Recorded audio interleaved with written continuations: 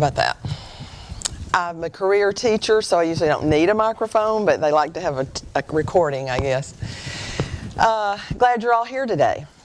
I love the lessons I've been assigned for this week. They all have the word fashion in them. Go back to it'll be a while before I'll need that green slide. I don't have a clicker, she's my clicker. So turn to 1 Peter chapter 1, and it'll be, I'll be springboarding off of that verse, but we'll be looking at a lot of things. And the name of this one is Out of Fashion. I think tomorrow is Discarded Fashions, and Wednesday is Hidden Fashions, or something like that. But they all have to do with fashion. I think Alan is the creative mind behind these, the names of these lessons. Sometimes I wonder, when I get my lessons, I wonder if he likes me at all. Likes me or hates me sometimes but I like these, about fashion. I wish our house was big enough to keep out-of-style clothes when they go out of style, because they're just going to come right back in again. Don't you agree? I wish I had those bell-bottoms that I used to wear. 30-inch bell-bottoms. You felt a breeze when I walked by you in high school. Yes, with my nice platform shoes on, you know. But we all love to be in fashion. Even if we really don't care about clothes or accessories or jewelry or whatever, we still don't want to stand out and be, out of fashion. What's some fashions that you wish would go away? We don't have time for the whole list. But what are some fashions today that you just wish would go away? Crop tops. Thank you. Thanks, Britney Spears. Short, tight dresses. Short, tight dresses. We were in a restaurant Saturday night, and it was embarrassing. Apparently it was homecoming, and they only wear the tunic part of the pantsuit. It was embarrassing. So I'll be glad when, we used to wear blazers and A-line plaid skirts at homecoming. What in the world? Do these people have parents? What is some fashion that you wish would come back in style, besides my bell-bottoms? Clothes that cover their bodies. Yes, well, we've covered that. Let's just generally say, cover yourself up. But is there some kind of... Men dressing like men and women dressing like... Thank you. I'll be glad when manners come back into style, too. I miss that. But, have you ever been underdressed? Have you ever been to a place and you thought, well, the jeans and the top's going to be okay, but you get there and people are in a formal, or they're in, if you have pantyhose on, that means it was really an effort to dress up, but we don't do that much anymore. But I mean, you were just really underdressed. How did you feel? Out of place. I just want to leave, if that's me, I would way rather be the person that is overdressed than to be underdressed, because we want to be in fashion. We don't want to call attention to ourselves. Well, in 1 Peter chapter 1, Peter is reminding those Christians there in that letter who they should pattern themselves after, so as not to be out of fashion. So the verse, click that over and let's see if that's the verse there. Yeah. As obedient children, not fashioning yourselves according to the former lust in your ignorance, but as he which hath called you is holy. So be ye holy in all manner of conversation. There's a lot in that verse. This is these children of obedience comes from a Hebrew idiom. We have idioms like hit the lights and in baseball, run home. We don't really mean for you to run home. So this is sort of a Hebrew idiom in Ephesians chapter 2, verse 2. The children of obedience were called that. And Peter was talking to these adults who had obeyed the truth. In John 3:3, they'd been born again. In 1 Peter 1, the verse right before this said, begotten, who hath begotten us again. He was talking to people who were Christians. They'd already been put on Christ in baptism. 1 Peter 1:23, later in this chapter, born again by the word of God. So they were children of obedience that he was talking to, or supposed to be. They were not children of wrath, following Satan. Children of the curse, he called them in 2 Peter 2:14. And he said that cannot cease from sin. That was the opposite of what he's talking about here. And he reminded them that you've put off the old man. You're not wearing that anymore. And you were supposed to be fashioning yourselves after wearing a new garment. You're fashioning yourselves another way. And we'll deal with this thought tomorrow about what we should fashion ourselves after. But these Christians were now being described as children of obedience. In their former lust, they became like their lust. Now, he's saying you've obeyed, you're children of obedience, as in the thought is sort of obeying your parents, doing what you're told. Minding your manners. God the Father is the point. God the Father required something of them. And He's telling them that you've got a choice whether you're going to continue obeying or not. In their former times, they were in ignorance. He says, it's not really a bad thing, even though I don't want you to call me ignorant. But it's not really a name-calling thing. Ignorant just means you don't know something. And I'm ignorant about a lot of things. I'm ignorant about how the electricity works. I'm ignorant about just a whole bunch of stuff. But he was just saying, you're ignorant of God. You were ignorant of God, and you were ignorant of the ways of God. But now, you're obedient. You're choosing to be obedient, and you're following God. So therefore, his point is, He is holy, and therefore, you are to be holy like Him. And that's also a choice. And just as in their former lust, they became like their lust, they were obedient. And they should become like their holy God. Now, my wish for this lesson today, and I'm going to paint a picture so that you can think about it. And I'm a teacher, so I was always trying to put something in front of the kids, a poster or some kind of something, that when they got to the test, they could remember that because they saw it, or an acronym. Or I was famous for singing math songs so they could remember things. Come here a minute. So what I wanted for this lesson is this kind of thing. Turn around. And then just, so stare up into the ceiling. Just don't. We go way back, so I can do this. Yeah, that's good there. Go too far back, I think.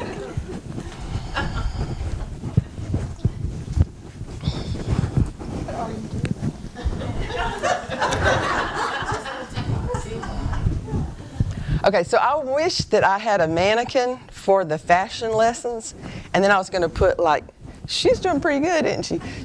And then I was going to put like words on it. So this mannequin today would say, "Be ye holy." Okay, can you picture that? Okay, you did good. My mother had a dress shop, and she paid a lady one time to be a live mannequin, and it got so much attention. I think you could do that. Trials are for a season. That was short. Oh. Well, tomorrow I'll make it worse. Now, we can't be holy as God in that, I don't want to slip over this line. We can't be God. Oprah, I used to like her. I thought she was like a self-made woman, and she was funny, and I used to watch her show. She's not on anymore on that. She's off doing other mischievous things. But you can actually Google Oprah talking about humanism in this New Age movement she's gotten into, about how we can work on ourselves and we can eventually become a God, ourselves. She's way into that humanism stuff. But believe it or not, some of Christians that I know actually resist trying to be holy. And it plainly says that we are to be holy as God is holy. We want to go to heaven, no doubt. But we don't really want to be seen as holy, or that word saint. More times than not, I hear women say, well, I'm no saint. Because, I don't know, is it a modesty thing, or we're just uncomfortable going that far? I'm a pretty good person, but I'm no saint. That kind of idea. I've even heard Christians making fun of others being holy. Oh, you know her, Holy Cindy. Oh, you know her, Holy Holly. Not sure that's meant as a compliment. Or she's got that holier than thou attitude, that kind of thing. Some Christians just resist the idea of I'm supposed to be holy. The idea is foreign to us, but the Bible tells us that we must be holy. Now, holy, I put up there some of the definitions I found. Separate, aren't we to be separate? A distinct, people set apart for a special purpose? Do we want to be in that category or in the group with the opposite?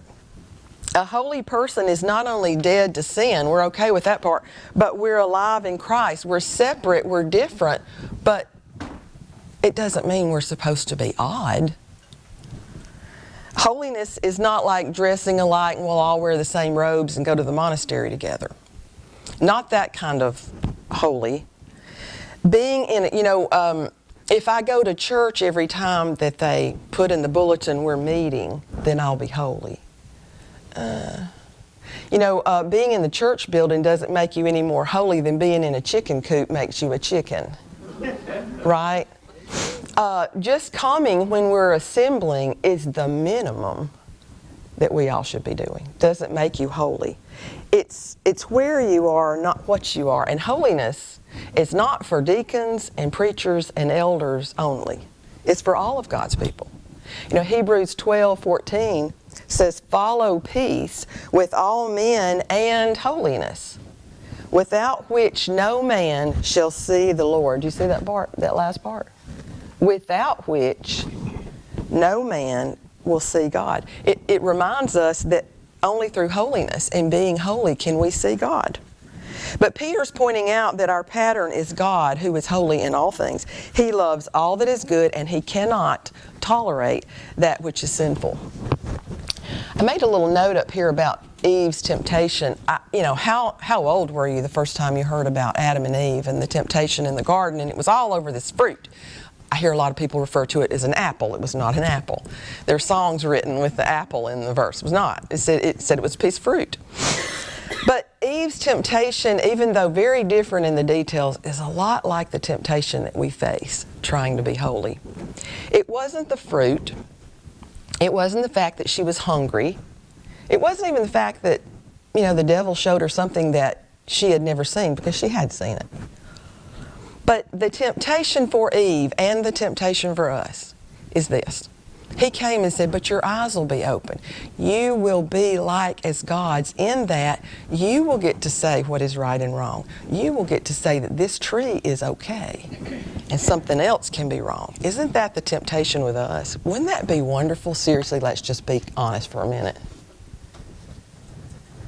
There are some rules that we have to follow, and we're told that they're all for our benefit. But in being holy, wouldn't it be nice? I'm not criticizing Eve at all. I'm going to be the person that doesn't criticize her at all.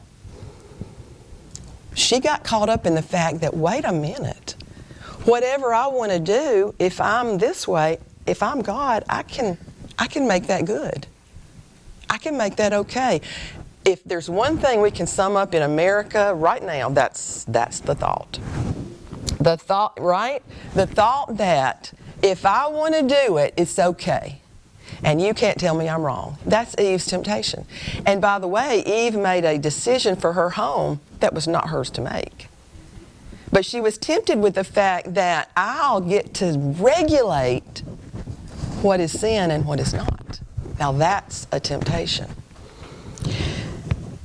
We wouldn't have to follow God's laws, and we could follow only the ones we want. I have heard Jeanny Gilpin say 1,000,000 times, if your God lets you do what you want to do, then your God is you. And so many times that's what I see in our culture. They don't want to hear what God says. They don't want to hear about being a part of a holy God. They don't want to hear about the church. I want to do it, therefore I should. Well, Peter is admonishing and reminding these Christians of what they ought to look like, and it's a timely lesson that if you'll be patient with me, we'll go through here in this session. There are at least 3 areas that we should fashion after God, and if we don't, we're going to be out of fashion, which is the title of our lesson. Okay. First of all, let's remember to fashion our intellect after holiness. If you knew that Jesus was returning today, would there be some things that you'd want to clean up? I remember when I was 14, 15, and driving by myself was just around the corner. And I used to be ashamed to admit this to you, but I'm 61 now, so it was a long time ago. I remember distinctly praying to Jesus. I knew he was going to come back one day. I remember praying, please don't come back until I get to drive to town by myself just one time. That's stupid, isn't it? That's how important being independent and driving myself was, and I was a very helpful teenager. I would run to the store at any moment for anything that anyone needed. But and you would think about that thing about Jesus returning, if you ever sit and think about that day. If it was today, and somebody told you it would be at 2 o'clock today, how would our behavior change? Would our behavior change? Would there be some things that we would have to clean up before he got here? Would I write myself a Post-it note to remind myself to clean up my mind? In 1 Peter 1, verse 13, just the verse before this one, it says, there's a phrase in there, gird up your minds for actions. Do y'all remember those horrible, hateful little things called girdles? I never wore one, but my mother did. And I would watch her get into that thing and get out of that thing. It used to be a thing, You talked about the other ladies that didn't have one on. Who did she think she was? But he told them to gird up their minds for action. And as a figure of speech, they wore robes in that day and time. And if they were going to work or run, they needed to tie up those loose ends. And they would put them, tuck them in that belt that was around their girth. He meant roll up your sleeves. He meant get serious about what you're doing. Gird up your minds for actions. Well, we as Christians need to have a single mind. We need to bring those loose ends together sometimes and focus. Philippians 3:13 says, forgetting what is behind and reaching forth to things that are before. Our minds in 2023 have a tendency to spread out in thousands of different directions. Babies, children's functions, the schedule that everybody hands you at the first practice that you are going to be at, work, your career, your benefits, your retirement, your 401k, your car.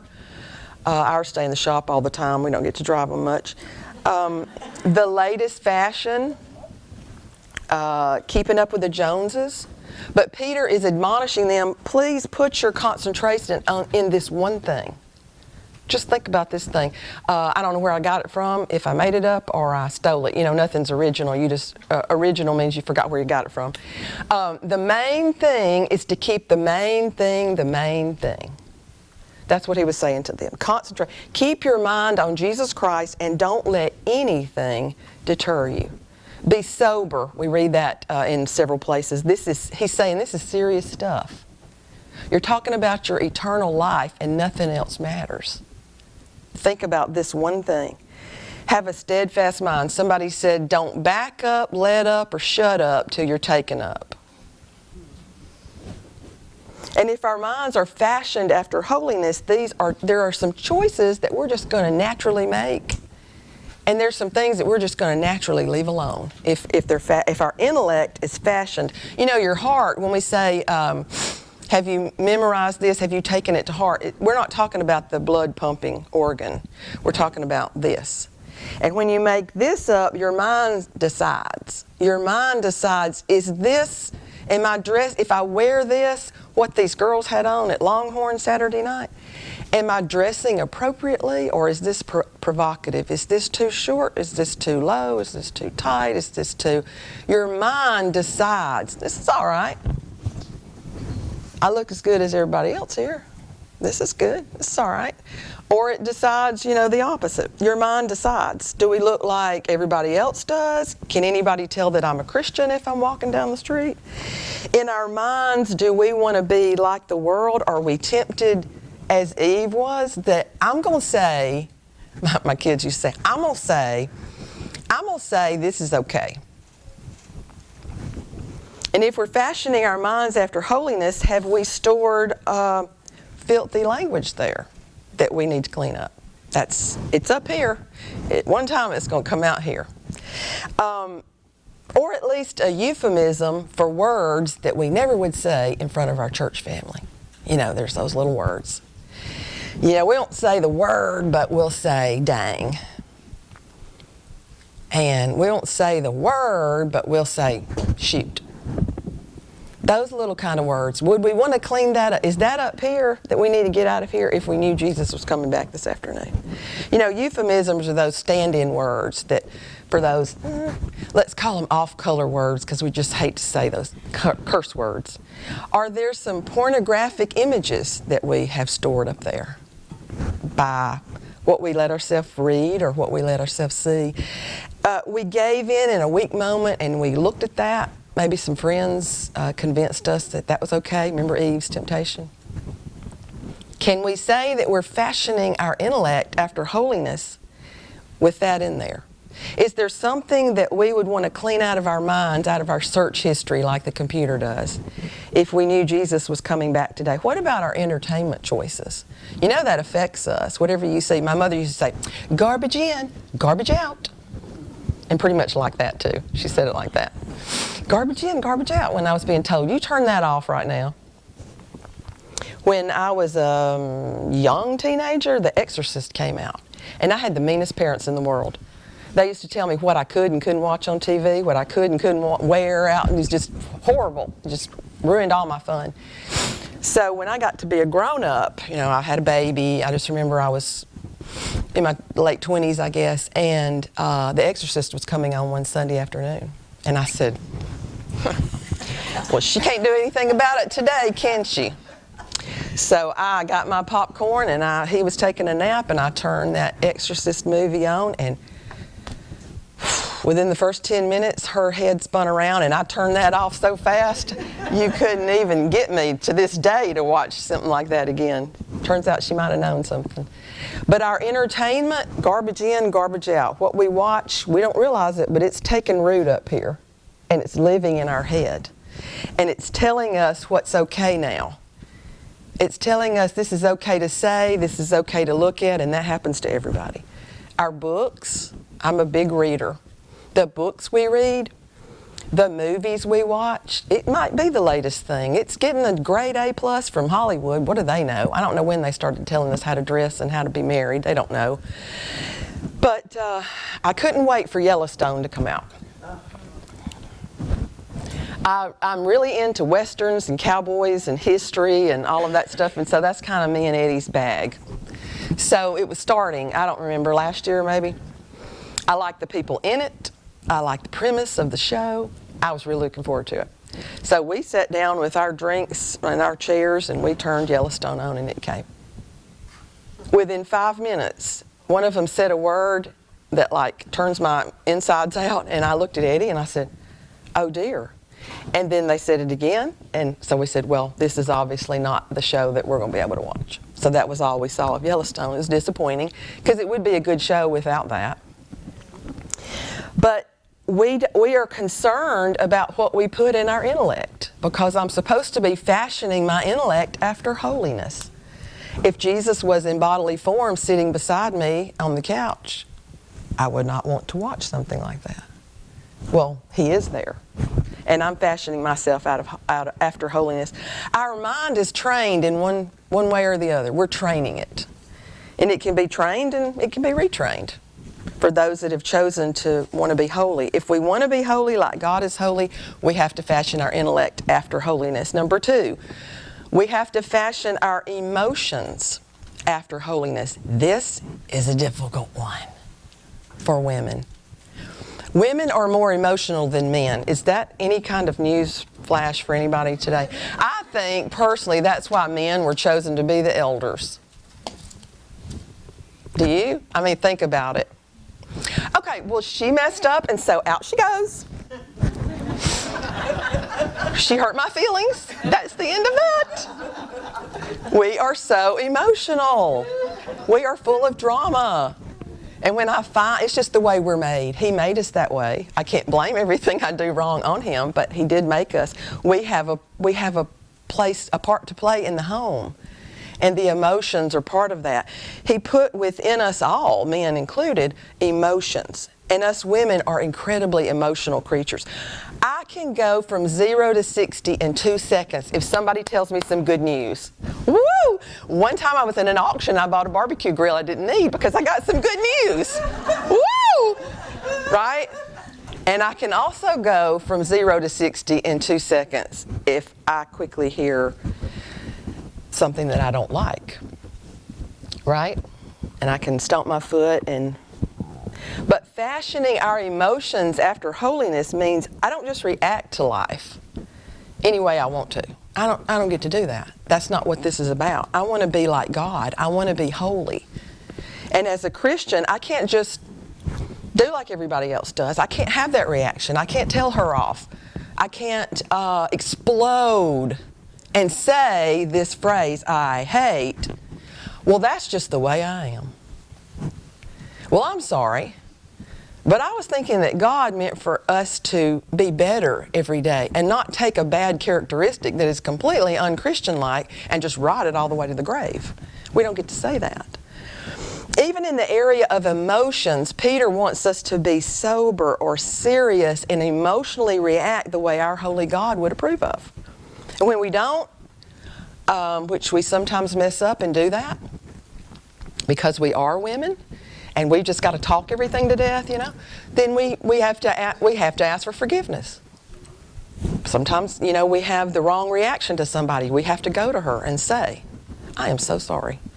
I was, having a day and having a moment, and then when I heard that, I just said what I thought, and I should not have done that. Please forgive me. That's what we do. We just go right then and fix it. Someone has hurt us. We don't get to blow our top. It ruins friendships. It ruins our reputation as a Christian woman that some people can go to. We want to give out the sense that we have this air about us that is completely calm, even though we're not. But that if you need to come to me and talk to me about anything, you can, because I'm not going to blow up. If you're coming to me and telling me something you did to me, or you're coming to me and you're saying I did something to you, you know without a shadow of a doubt that Jeanny Gilpin is going to sit down and calmly listen to you. I'm not going to blow up. That's what we want to be. That's the woman we want to be. That other people know that about us. Holiness. Somebody tells us a confidence. Well, being that kind of person means we keep it and we don't tell anyone. I'm on a needs-to-know basis with Eddie Gilpin. Been this way for 40-something years. If I need to know it, he tells me. If I don't need to know it, he doesn't tell me. And that way I have a lot less up here to keep, because my brain cells are dying at an astronomical rate. But if somebody tells us the confidence, we keep it. That's what that means, emotions. Okay, this situation at church happened. It's going the opposite way that I wanted it to go. Well, we remember that we are one of many people, and we remember that it's always best to do what's best for everyone. Carpet and paint, and whether we have chairs, padded chairs, or pews, the color scheme of the fellowship hall is just not supposed to matter. But sometimes we get emotionally out of joint about that. 1 Corinthians 13:5 says, love does not insist on having its own way. It doth not behave itself unseemly, seeketh not her own, is not easily provoked, thinketh no evil. There are 3 areas in our emotions that we need to really be careful to fashion our emotions after holiness. Number 1 is love. That verse I just read, part of it, 13:4. This applies everywhere that there are people that we're supposed to love. And isn't that everywhere? It applies in marriage. It applies in friendships, it applies at work, and it most definitely applies within our church family. Suffers long, love suffers long. The idea of long suffering, that does not mean I'm suffering because he refuses to put the toilet seat down. It's not that kind of suffering. I've often thought, well, maybe I should leave it up, but just living with somebody and those little emotional things that we get all bent out of shape about. Long suffering equals love. Think about how long suffering God is toward us and his attitude. And I try to think of that when I get out of shape with something and I'm just having those thoughts, Nobody will ever do to me what they did to Jesus, ever. And he was completely sinless, and I can assure you that I'm not. The second area is contentment. In our area of contentment, our emotions, I'd say as a woman that starts out your marriage, I want a house, I want it to look like this. I want this many bedrooms. I want to drive these cars. I want my kids to look like this. And it just means that we're taking care of our stuff. It just means we're taking care of our family. We know that we feel like that it's a reaction. When he wears that tie that does not go with that shirt, that is a reflection of me. That's what I think. Now he dresses himself, and I really don't care. He had on a tie last Sunday that was hideous, and when he took it off and hung it up Monday morning, it disappeared. But I did not get my nose out of joint about it at all. That's on him. But contentment, you know what? Just being able to be emotionally content. I'm not saying being lazy in life like, well, this is my lot in life and this is where I'm always going to be and that's just the way it is. Not that kind of contentment. Philippians 4:11, not that I speak in respect of want, for I have learned, and it is something you have to learn, in whatsoever state I am, therewith to be content. I am so much better at that at 61 than I was at 21. So much better. It is something you have to learn as you go through some of the things that Cindy was talking about last hour, and you just realize it doesn't matter. It just doesn't matter anymore. 1 Timothy 6:8 said, he said, Timothy, and writing to Timothy, and having food and raiment, let us therewith be content. Thinking about the spiritual a lot more than we think about the physical. Oh, but food and clothing, that can't be all there is to life, right? There's a lot of other things that I'm going to need, like Hermes purses and Kate Spade purses and Jimmy Choo shoes. They're $1,500 each. David Yurman jewelry, we got to wear the brand. Everybody has them. That's what I'm going to ask for Christmas. Hebrews 13:5 says, let your conversation be without covetousness, and be content. There's that word again. With such things as ye have. For he hath said, I will never leave thee, nor forsake thee. So how do we fashion ourselves emotionally after holiness? By just focusing, instead of all this stuff, and it wears you out. Instead of focusing on that, focusing on what he has done for me and not on physical things. This kind of covetousness keeps our emotions just strung out and anxious. And I'm just like this because those 3 women that I work with, they keep wearing those shoes and I don't have any. And I don't want to be seen out of fashion. I don't want to seem like I don't know that that's the shoes to be wearing now. I don't want to be seen as somebody that doesn't care. So I need a pair. 1 Timothy 6:6 says, but godliness with contentment is great gain. Wonder why? I gain a whole lot more of my time and mental energy back when I don't have that stuff that I'm anxious about, upset about, wanting all the time. That's what Facebook does for us. On Facebook, we see what everybody else supposedly has in their perfect life that we don't. And we get to put ourselves up against their fake life on Facebook and feel anxious about our life is not perfect because we don't have those things. And the third area emotionally that we should control is, the biggest one I guess, is pride. Pride is never in fashion. Pride is always used in a bad way in the Bible. It's never used in a good way. It's always a bad thing. But I know what you mean. You're proud of your children. You're proud of the home you've built. You're proud of your family, that sort of thing. So that's okay. But we have pride in our work, but not haughtiness. Proverbs 8:13 says, the fear of the Lord is to hate evil. If we're going to fear God and be holy and be like He is, we have to hate evil. And sometimes when you stand up for these things in 2023 America, people accuse you of being hateful. Oh, you're just hateful and you don't love. And I've sort of sometimes in some instances I've said, if God hates it, I hate it. And there are 6, yea, 7 things the Lord doth hate. If He hates it, I hate it. And continuing on, and arrogancy and the evil way and the forward mouth do I hate. 1 John 2 says, for all that is in the world, the lust of the flesh, the lust of I lost my thought. Lust of the flesh, thank you. Lust of the eyes and the pride of life. It's not of the Father, but it is of this world. All sin, did you know this? All sin goes into these three categories. Lust of the flesh, lust of the eyes, and the pride of life. And marketing ad campaign people on TV, they know these things. You look at an advertisement. When I started looking for it, I thought, oh, it's true.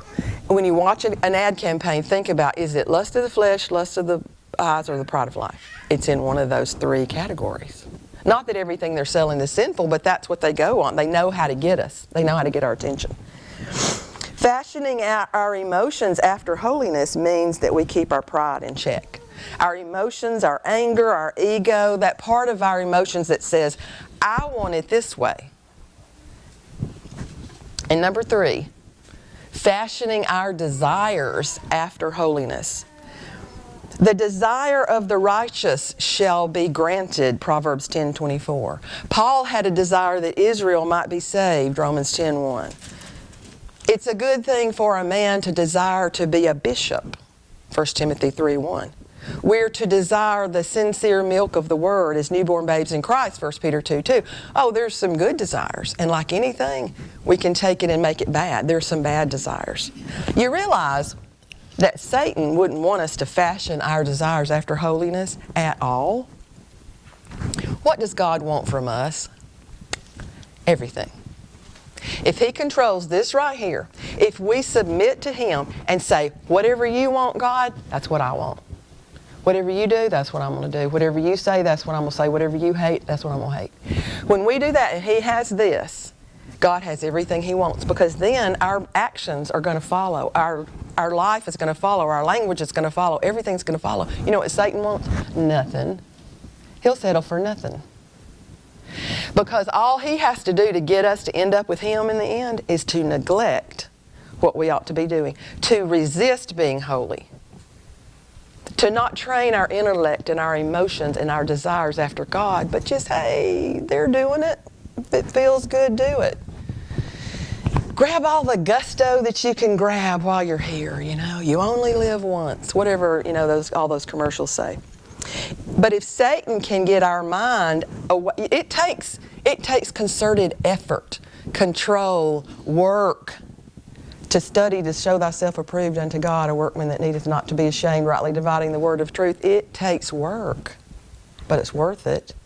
It takes concerted effort. He's telling us, be sober, be vigilant. It takes action to follow after holy God. To follow after Satan and the world, you don't have to do anything. Chill out. You don't have to be that Bible-thumping freak. Just, hey, this is cute. Girl, you've got the legs for that. That is cute on you. Better buy it right now. To be in fashion with the world is out of fashion with God. If he can get our mind, if Satan can get our mind off of that we are so, and it can happen in a moment. We've worked so hard to be where we are, to study and be that person in a heartbeat. It can happen. Don't ever let your guard down. He wants us to desire worldly things. In Matthew 4, it seems like this was the time that Satan came to tempt Jesus. Nah, I'm pretty sure he was there all day, every day. But in a moment of weakness, and this is the lesson for us, in a moment of weakness, we can give in, do something that is so uncharacteristic of us. That word, that attitude, that answer that we gave, that betrayal in an instant. But Jesus was on purpose out by himself 40 days. After 40 days of not eating, do you know what will start to happen to your body?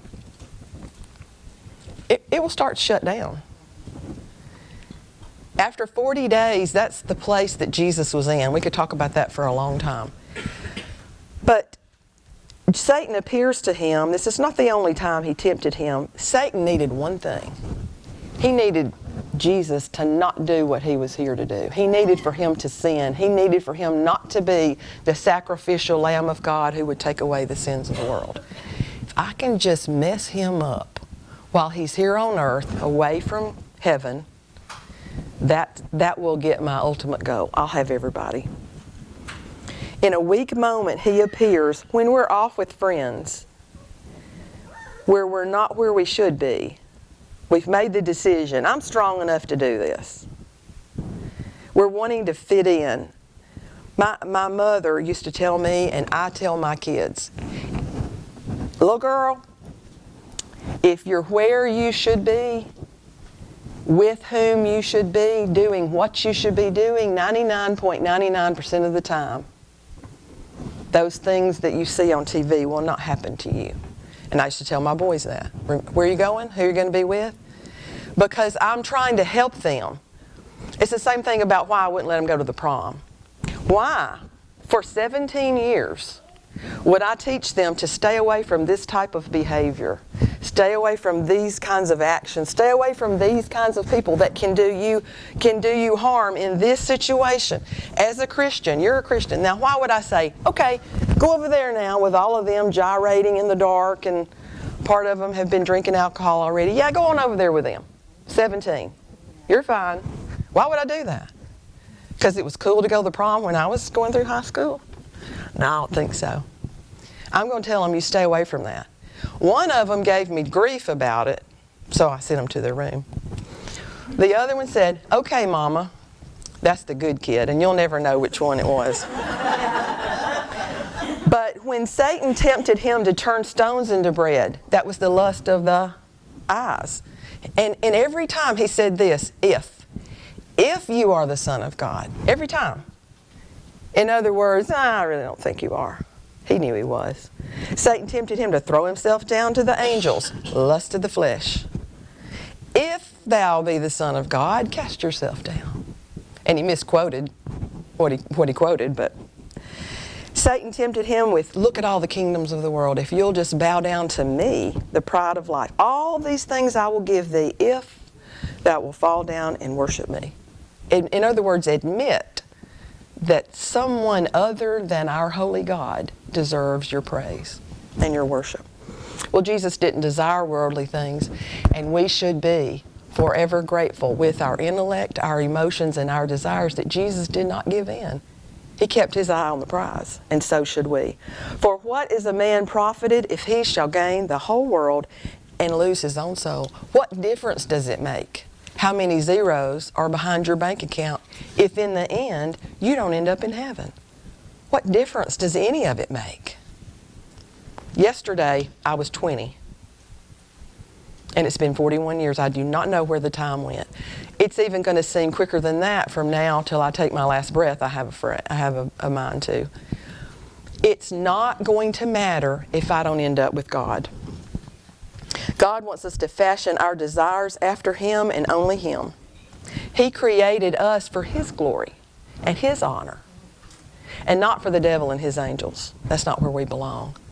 He doesn't want you to desire money or prestige or your neighbor's husband or anything that will take your mind away from Him. For the Lord thy God am a jealous God. Exodus 20, verse 5. He wants to be first. And not all this conglomerated stuff that we have in our life in America especially. So, last one. We are to fashion ourselves after Him. We should look like the Father, and we should act like the Father. We're made in His image and His likeness, Genesis 9:6. And if we do that, we'll be concerned about being holy as He is holy. Fashion our intellect, fashion our emotions, fashion our desires. Tomorrow, our fashion statement will be discarded fashions, and we are not going to talk about taking more clothes off than we already do. Okay? Okay, I think there's something, I don't know, whatever your schedule says. Thank you for your attention.